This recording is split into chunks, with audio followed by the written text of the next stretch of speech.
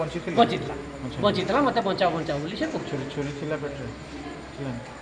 ଜାତୀୟ ରାଜପଥ କଡ଼ରୁ ଜଣେ ଯୁବକଙ୍କର ରକ୍ତାକ୍ତ ମୃତଦେହ ଉଦ୍ଧାର ହେବା ପରେ ତାଙ୍କୁ ହତ୍ୟା କରାଯାଇଥିବା ସନ୍ଦେହ କରାଯାଉଛି, ଯାହାକୁ ନେଇ ପୁଲିସ ମୃତ ଯୁବକଙ୍କ ସ୍ତ୍ରୀକୁ ଅଟକ ରଖି ଅଧିକ ପଚରାଉଚରା କରୁଥିବା ଜଣାପଡ଼ିଛି। ତେବେ ବାଲେଶ୍ୱର ଜିଲ୍ଲା ସର ଥାନା 16 ନମ୍ବର ଜାତୀୟ ରାଜପଥର ତଳନଗର ନିକଟରେ ଜଣେ ଯୁବକଙ୍କୁ ରକ୍ତାକ୍ତ ଅବସ୍ଥାରେ ଉଦ୍ଧାର କରାଯାଇ ମେଡିକାଲକୁ ଅଣାଯାଇଥିଲେ ବି ଡାକ୍ତର ତାଙ୍କୁ ମୃତ ଘୋଷଣା କରିଛନ୍ତି। ମୃତ ଯୁବକ ଜଣକ ହେଉଛନ୍ତି ପୁରୀ ଟାଉନ ଥାନା ଗୁଣ୍ଡିଚା ମନ୍ଦିର ଅଞ୍ଚଳର ରବିନାରାୟଣ ଗୁଲି।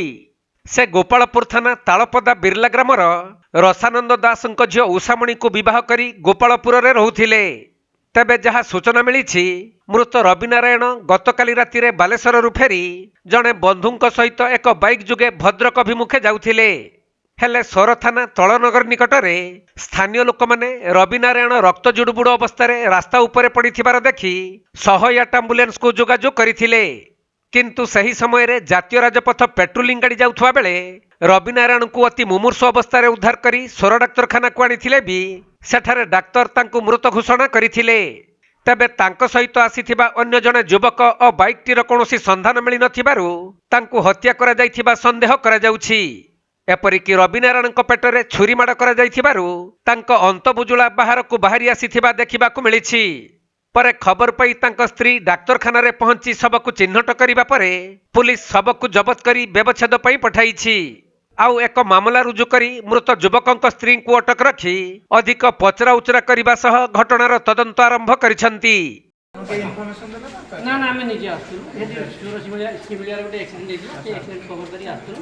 ସୋର ଆସୁଥିଲୁ ଆମେ, କାହିଁକିନା 6ଟା ବେଳେ ଆମର 10ଟା ବେଳେ ସିଫ୍ଟ ଚେଞ୍ଜ ହୁଏ, ଆସୁଥିଲୁ 8ଟାରେ ଲୋକ ଭିଡ଼ ହେଇଥିଲା।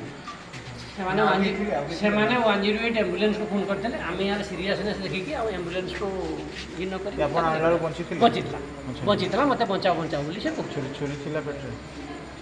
ପେଟରେ କିଛି ନାହିଁ ନା, ସିଏ କେମିତି କହିବେ?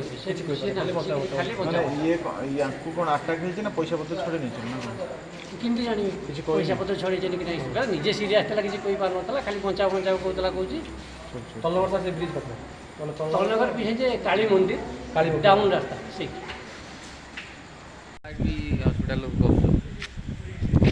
ଦେଖଛ ନା ବୁଝାଲି ମୋର